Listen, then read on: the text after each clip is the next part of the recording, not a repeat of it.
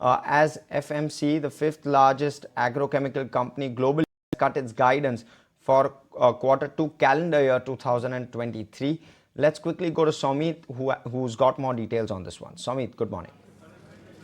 Well, the bigger news coming in here is that FMC, which is the fifth largest agrochemical company globally, has cut its revenue and EBITDA guidance on the lower side, not only for the second quarter of calendar year 2023, but also for the full calendar year 2023. Now, for the second quarter, they have lowered their revenue and EBITDA guidance by around 30 to 48%, while for the entire calendar year, they have lowered their revenue and EBITDA guidance by nearly 14 to 12%. Also, the company has not commented on free cash flow and EPS guidance for the entire calendar year, and they're saying that after the second quarter of calendar year performance, they would go ahead and comment on how they are expected to perform when it comes to EPS and free cash flow.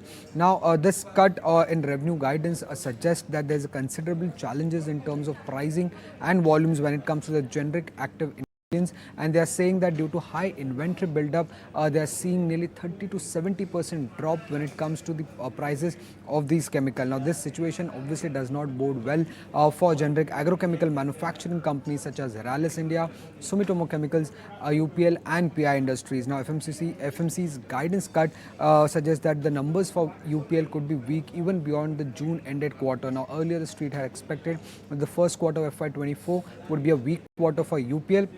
But this guidance coming in from FMC also indicates that going forward also the numbers could be weak for this company. Now, when it comes to PI, the impact is expected to be on the lower side because the commentary indicates that one of the key products of PI, which contribute nearly 5% of the CSM revenues, now the revenue or the sales of this product could be on the weaker side. However, the impact for PI Industries would be lower for this. On the positive side, FMC also said that they are anticipating lower raw material costs in the second half of calendar year. But do remember, the companies like UPL, Rallis and Sumitomo are the manufacturers of these key raw materials. So this clearly indicates that there could be further pressure on the earnings of these companies even beyond the first quarter of FY24, that is the June ended quarter going ahead.